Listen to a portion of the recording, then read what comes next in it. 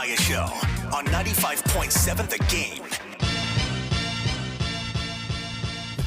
Now, I take this next subject pretty serious.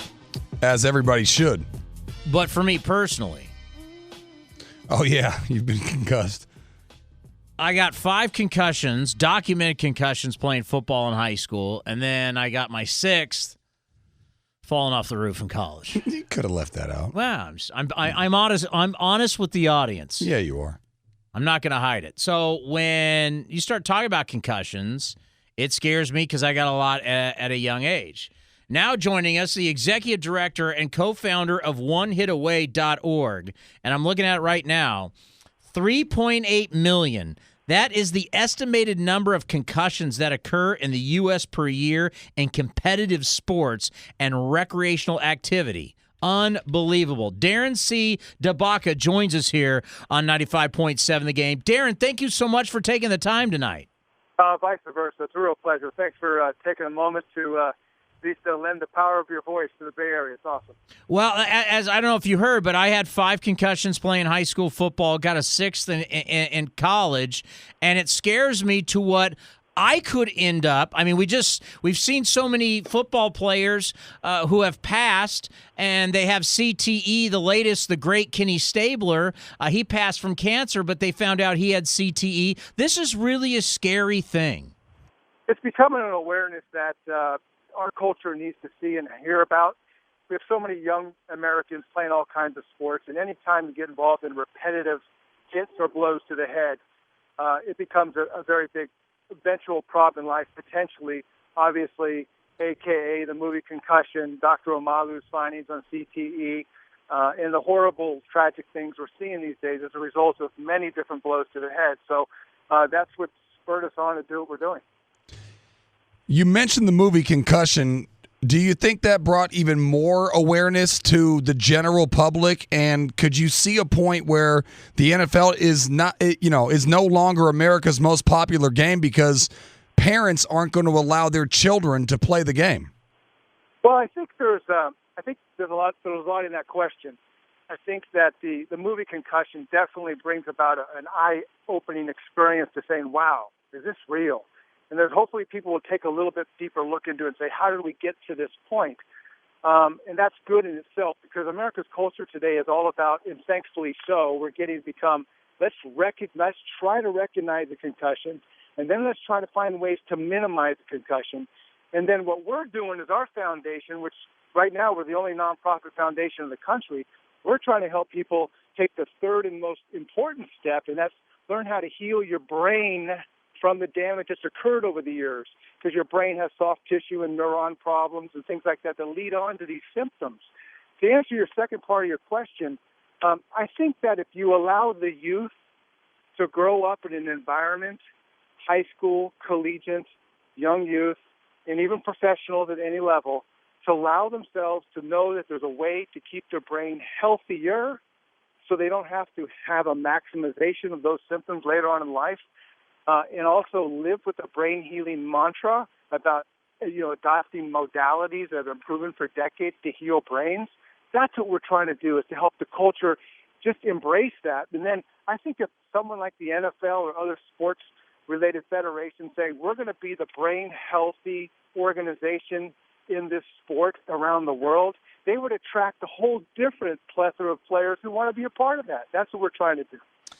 We have the executive director and co-founder of OneHitAway.org, Darren C. DeBaca, joining us here on 95.7 The Game. So, Darren, someone like myself who's had a lot of concussions at an early age, I also end up having a neck problem because of it. What does someone like me do?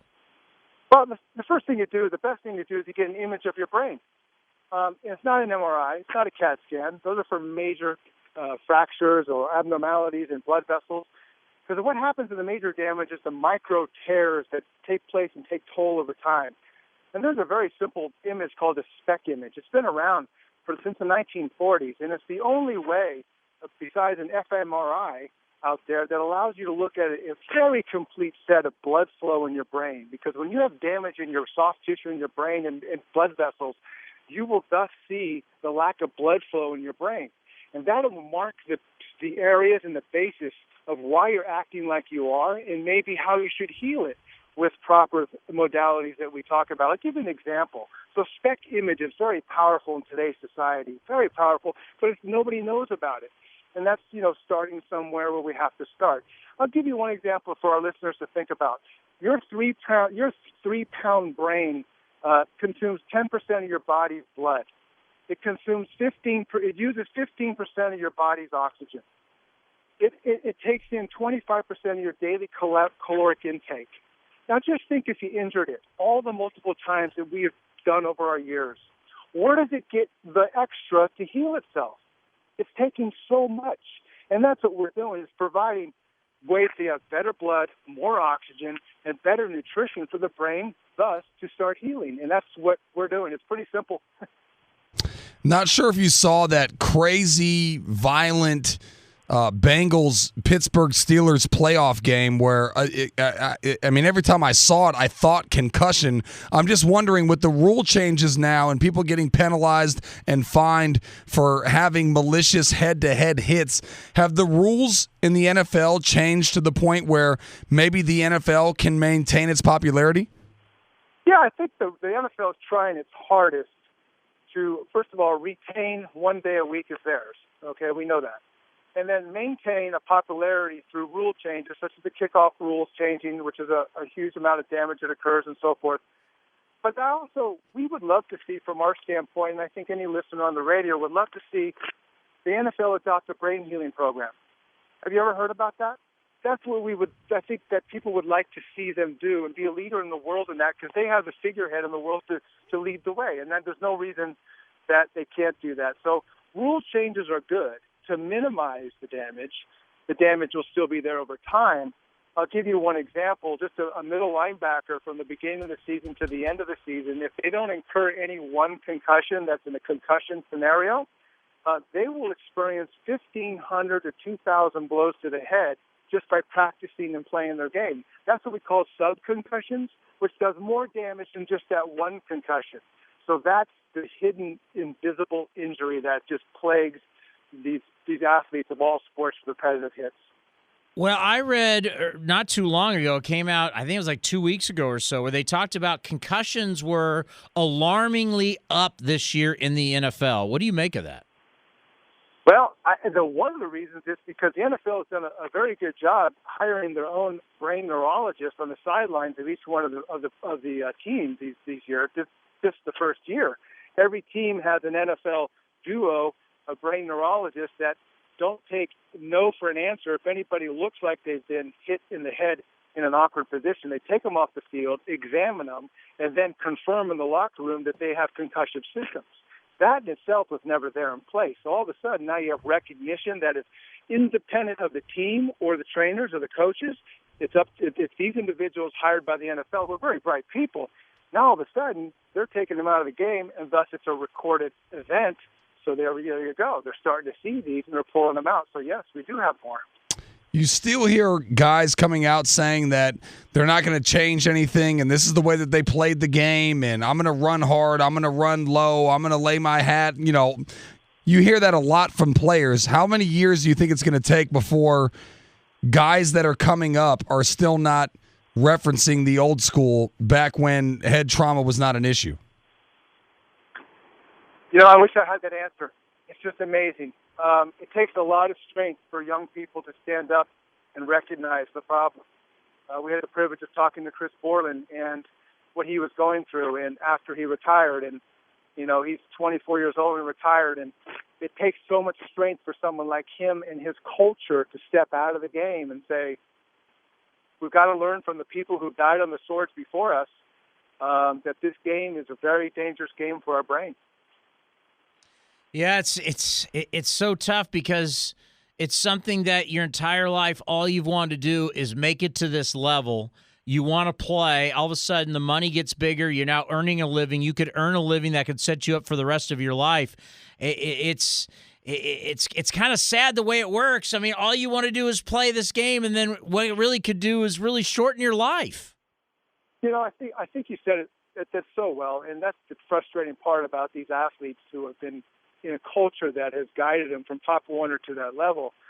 And earning a living is great, but earning a life is a whole different level that they have never learned how to think about. And once we start surrounding them, not to get out of the game, I mean, by all means, we want people to play these games, but under the opportunity to at least know that there's healing modalities and process in place while they play, so they can thus enjoy the life that they deserve and they earned the hard way. When you look at in general, will we ever get to a point with all of the research, with all of the health concerns, could there be a point where you can't make it safe enough? Because even some of the legal hits that they now have in the NFL, to me, look pretty jarring on the brain, on the neck, hitting the field when you fall down. Could there be a point where they just say there's no way to make the NFL safe enough? I think that we know intuitively that's the case, that the brain itself doesn't get injured from an impact as much as it gets impact from a whiplash all the time. So, I mean, you don't need to hit it all the time to hurt it, but just stop and go, acceleration and stopping, and it moves that brain around so much. And so the denial factor that no brain damage occurs by any federation when these brains move around so frequently is an issue. And so once they get over the fact that brains are actually damaged, and then slowly they understand that there's probably not a lot that they can do other than change more rules and thus adapt a brain healing component for their sport, yeah, they may have to throw their arms up and say, I don't know how you get out of this, because there's so much, it's pretty obvious, it's pretty basic science. When you shake around these human brains, what happens? So we talked so much about football. Before we let you go, what are the other sports that we're seeing, especially with kids, that really, cause concussions? Because it's more than just football. Sure. It's in high school. It's men's football. It's men's lacrosse. It's men's wrestling. In high school, it's women's lacrosse, women's soccer, and women's basketball. And also, I forgot to mention men's soccer. I mean, that's very important. And even hockey in Canada and so forth, the countries we talk to from our nonprofit organization that we direct, I mean, hockey in Canada. So anything where there's repetitive blows to the head. We're talking to just recently the world record holder for a surfer in our country who holds a record of surfing the highest wave in the world. And those surfers fall on what we know as cement in the water, and they rattle the brains all over the place. So it's pretty prolific, gentlemen, and what's going on around here. That's why we couldn't hold back in doing what we're doing. Darren, I think I need to have a conversation with you off the air and kind of tell you my history with what I've You're had. all right. We would love it. We'd be privileged. I will be contacting you, Darren. Thank you very much for your time tonight, and look for my phone call. Hey, gentlemen, I'll leave you with one little phrase. Don't ever forget, your brain can change your game. Thank you. Thank you very much. Darren C. DeBach. It's a scary thing, man. It really is. I told you recently I've had some things done, and, you're not supposed to have, especially at a young age. What? You're not supposed to have these type things. Oh, yeah. And are you actually scared for you, though? Yeah. Really? Oh, no doubt. Yeah, you're not. I read this well, thing. We joke around about the years ago. About there was number 6. Years ago, there was I can't remember he's a famous neurologist out of Detroit, and he came up with this study and talking about kids, because your brain and your body, you're growing, and do you stunt your growth with because it's a brain bruise, what ends up happening. Essentially, yeah. Yeah. So I mean, you can be. I'm not. A little bit, but I'm not like a guy who's played in the NFL for years, but I had them back to back to back. Put it this way. My senior year after I got knocked out homecoming, I had to go see a neurologist where a neurologist told, with my parents in the room, your son can never play again. Don't ever, it's over. So here I was, senior year, high school quarterback, that team captain, that whole thing, taken away, you're never playing again. And my senior year, wow, I didn't know that. I had because I heard Warren Moon today talking about it, and he's saying, I mean, look, I'm not going to be worried about it until it's an actual problem for me. But yeah, I mean, I know the chances there with the Stabler stuff coming down. I remember walking down the hallway, and then I would there was times where I was nauseated and I just throw up into the bushes. And it wasn't, and I went into baseball season my senior year, which I knew I was going to play college. This was a big thing for me. I kind of had problems with my eyesight. I had random times where I'd throw up. I mean, I had concussions. I had the syndrome from And this was after a big hit? This was after the last time I got knocked out. Yeah. Homecoming that led all the way, which would have been what? In October? That led through November, December, January, February, into March. Into spring ball? Into baseball. So that affected my senior year. There was months of my senior year where I didn't feel good. I had headaches. I'd throw up. Yeah, it affected me. How badly did you get hit? Like helmet to helmet, crazy hits that are like that would have been a big deal now? Oh, I was knocked out. I didn't know who I was. But I mean, went like, to the hospital. By a linebacker, defensive lineman? Yeah, whatever. I hurt my neck. I cracked ribs. Yeah. The worst one, the first one I ever got was by a guy named Ivory Randall. And this was back in the day where they said, hey, let's have, because I was the starting quarterback as a freshman on the JV. Let's have varsity scrimmage with JV. Ivory Randall at my high school, Crawford High School, was all state. Ended up playing on the Washington national title team back in the day, Washington Huskies. Okay. I ran the option, came around the corner. He came up, boom. Next thing you know, out in the hospital. Helmet to helmet? I don't know. You don't remember. You don't remember. You don't remember. You don't remember. It's a scary thing. No, I hear you. Really, really. But now you know why maybe I'm a little cuckoo. Yeah. Does explain some things, no doubt. By the way, I read something today that really scared me. Even scared me more than a concussion. Uh-oh. Next on 95.7 The Game.